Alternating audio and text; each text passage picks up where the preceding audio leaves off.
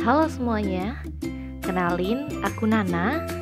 Di sini aku bakal ngasih kalian beberapa tips yang bakal aku bagi ke kalian tentang menjaga kesehatan mental.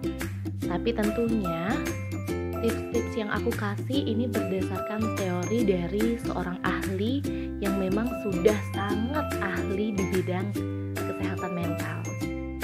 Oke, dari yang pertama kita akan bahas sebenarnya apa sih itu kesehatan mental. Jadi, kesehatan mental merupakan kondisi di mana individu memiliki kesejahteraan yang tampak dari dirinya yang mampu menyadari potensinya sendiri, memiliki kemampuan untuk mengatasi tekanan hidup normal pada berbagai situasi dalam kehidupan, mampu bekerja secara produktif dan menghasilkan, serta mampu memberikan kontribusi kepada komunitasnya. Komunitasnya yang dimaksud di sini adalah kepada orang-orang di sekitar kita. Oke, kita masuk ke 6 Model of Psychological Well-being. Jadi, model ini dikemukakan oleh psikolog asal Amerika bernama Carol Reeve. Adapun bagian-bagian dari model ini, yang pertama ada self-acceptance, yang kedua positive relationship, yang ketiga autonomy, yang keempat environmental mastery, yang kelima purpose of life, dan yang terakhir ada personal growth. Kita masuk ke yang pertama, yaitu self-acceptance. Situasi di mana kita dapat menerima suatu hal, baik itu positif atau negatif yang ada pada diri kita, entah penerimaan tentang keadaan fisik sampai kemampuan yang ada dalam diri kita. Bukan cuma sekedar menerima saja, tapi bagaimana kamu bisa berdamai dengan kegagalan yang kamu alami tentang segala pencapaian kamu. Artinya, cara pandangmu tentang hidup itu nggak hanya ditentukan saat kamu gagal, tapi hidup dan dirimu saat ini adalah sebuah proses yang dimana tiap orang perkembangannya itu pasti berbeda-beda. Dan selalu ingat bahwa hidup bukan cuma tentang gagal dan berhasil. Sedih bukan berarti gagal, bahagia bukan berarti berhasil. Kenapa sih harus mulai dari self-acceptance? Aku yakin kalian pasti bertanya-tanya, kenapa kita harus bisa menerima diri sendiri terlebih dahulu? Kenapa nggak self-growth dulu, autonomi dulu, atau yang lain-lain? Jadi, kenapa sih self-acceptance lebih dulu? Itu karena dengan kita bisa menerima situasi diri kita, itu akan membangkitkan self-love. Yang dimana self-love ini sangat diperlukan untuk kita bisa lebih mengenal dan menerima keadaan diri kita sendiri. Tapi ingat, saat kita menggebu-gebukan tentang self-love, jangan sampai menyakiti orang lain dan tidak menghargai keberadaan orang lain di sekitar kita. Ingat selalu bahwa segala sesuatu yang berlebihan itu akan berkonotasi tidak baik.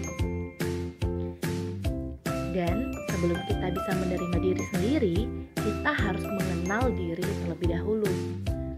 Kebanyakan sih anak-anak zaman sekarang itu menggaungkan self-love, tapi dia tidak sadar, dia tidak kenal dengan dirinya sendiri. Jadi di sini aku ngasih satu cara yang pernah aku lakuin, gimana sih cara aku mengenal diriku sendiri. Jika kalian memiliki sebuah kertas, silakan tuliskan dalam setiap lembarannya itu tentang a day in my life kalian. Kalian mengalami apapun dalam sehari-harinya, diputusin pacar, atau ditembak orang, atau dosen yang nyebelin di kelas, itu bisa aja kalian tulis. Dan nanti saat kalian memiliki waktu luang, coba baca tulisan kalian, dan nantinya kalian akan paham dan kenal dengan diri kalian lewat tulisan yang kalian buat. Oke, kita masuk ke bagian berikutnya, yaitu positive relationship. Ingat, relationship bukan berarti hanya tentang hubungan antara pacar, tetapi juga dengan orang-orang di sekitar. Hubungan positif dengan orang lain diartikan sebagai kemampuan untuk mencintai. Dilihat juga sebagai karakteristik utama dari kesehatan mental. Individu yang mempunyai tingkatan yang baik pada dimensi hubungan positif dengan orang lain ditandai dengan memiliki hubungan yang hangat, memuaskan, dan saling percaya dengan orang lain. Memiliki perhatian terhadap kesejahteraan orang lain dapat menunjukkan rasa empati, rasa sayang dan keintiman, serta memahami konsep memberi dan menerima dalam hubungan sesama manusia. Pada dasarnya, manusia merupakan makhluk sosial yang dimana manusia tidak bisa hidup tanpa bantuan orang lain. Jadi itu saja kita bisa jadikan dasar atau pedoman kita dalam hidup. Memang orang lain kadang menyakiti, tapi jangan menggarisbawahi bahwa semua orang menyakiti. Atau tanpa sadar, kita justru pernah menyakiti orang lain. Silakan introspeksi diri terlebih dahulu sebelum menjatuhkan orang lain. Nah, kita masuk ke bagian berikutnya, yaitu autonomi. Kebutuhan seseorang untuk bebas mengintegrasikan tindakan yang dijalankan dengan diri pribadi tanpa terikat atau mendapat kontrol dari orang lain. Jika kita menjalankan hidup dengan kontrol orang lain, kita akan hidup di bawah tekanan, yang dimana itu tidak akan baik terhadap diri kita secara fisik maupun mental. Jadi dengan sekuat tenaga, ayo jalani hidup sesuai dengan kemauanmu tanpa melanggar batasan-batasan yang ada dalam masyarakat.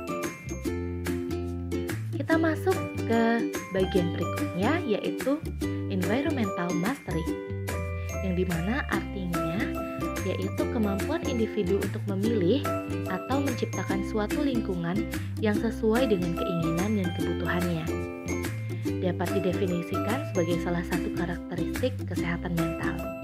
Penguasaan lingkungan yang baik dapat dilihat dari sejauh mana individu dapat mengambil keuntungan dari peluang-peluang yang ada di lingkungan. Individu juga mampu mengembangkan dirinya secara kreatif melalui aktivitas fisik maupun mental. Jadi ada stigma yang mengatakan bahwa kepribadianmu ditentukan oleh lingkunganmu. Tapi akan berbanding kebalik jika kepribadian kita itu tergantung sudut pandang kita dalam menilai lingkungan kita. Contohnya, jika kita berada di lingkungan yang buruk, tapi sudut pandang kita tetap berpikiran, oh mereka itu buruk. Jadi kita harus hindari bergaul dengan orang-orang seperti mereka, walaupun kita ada di dalam lingkungan mereka. Memang sangat susah, tapi ayo coba pertahankan diri sendiri, pertahankan keinginan diri sendiri, supaya kita bisa terhindar dari hal-hal yang dapat menjerumuskan kita ke hal-hal yang negatif, dan pastinya itu akan merugikan diri kita sendiri. Kita lanjut ke bagian berikutnya, yaitu purpose of life. Menekankan pentingnya keyakinan yang memberikan satu perasaan dan pemahaman yang jelas tentang tujuan dan arti kehidupan. Individu yang memiliki tujuan hidup yang baik akan memiliki target dan cita-cita dalam hidupnya, serta merasa bahwa kehidupan di saat ini dan masa lalu adalah bermakna. Individu tersebut juga memegang teguh pada suatu kepercayaan tertentu yang dapat membuat hidupnya lebih berarti. Hidup itu berarti, teman-teman. Hidup kita itu pasti bermakna. Gak ada orang yang hidupnya itu tidak bermakna. Setiap langkah yang kita ambil pasti memiliki makna-makna tersendiri untuk diri kita. Jadi coba kita lihat itu dari sudut pandang yang berbeda. Jangan hanya melihat sisi negatifnya, tapi ayo buka mata kalian dan lihat sisi positifnya. Semangat hidup dan terus hidup. Kita masuk ke bagian berikutnya, yaitu self-growth. Self-growth merupakan sesuatu yang bersifat abstrak. Oleh sebab itu, self-growth adalah proses yang berkelanjutan. Setiap hari, kita berusaha untuk menjadi lebih baik dari sebelumnya. Dengan kata lain, jadikan diri sendiri sebagai pembandingnya. Hindari membandingkan diri dengan orang lain, karena setiap individu memiliki pencapaian yang tidak sama antara satu dengan yang lain. Pasti kalian semua bertanya-tanya, apa sih manfaat dengan kita melakukan self-growth? Jadi, pastinya semua orang itu menginginkan hidup sukses dan bahagia. Namun, sangat sedikit yang menyadari bahwa kunci hidup sukses lebih mudah terwujud apabila terjadi keselarasan antara pikiran, hati, dan tubuh. Inilah manfaat dari self-growth. Pada dasarnya, kebahagiaan alami bisa dihasilkan apabila kita mampu berkarya dan bermanfaat untuk orang lain. Dengan terus berproses, secara tidak sadar kita membangun dan membantu orang lain untuk maju. Berbeda jika kebahagiaan hanya berfokus pada materi saja. Rasa bahagia yang ada hanya bersifat sementara. Selanjutnya semua kembali seperti semula. Oke, jadi sekian tips yang bisa aku sampaikan. Jadi kalau teman-teman merasa stres, depresi, ingatlah momen-momen bahagia dalam hidup kalian. Saat ayah kalian menggandeng tangan kalian untuk belajar berjalan, saat ibu kalian memasakkan makanan favorit kalian di tengah kesibukannya sebagai ibu rumah tangga maupun wanita karir. Ingatlah masa-masa kalian di mana kalian bisa tertawa lepas melihat alam semesta yang sangat indah ini. Terima kasih kepada Tuhan karena telah menciptakan alam beserta isinya, termasuk diri kita sendiri. Aku Nana, pamit undur diri. Sampai jumpa dalam video-video selanjutnya. Dan ingat, love yourself. Terima kasih.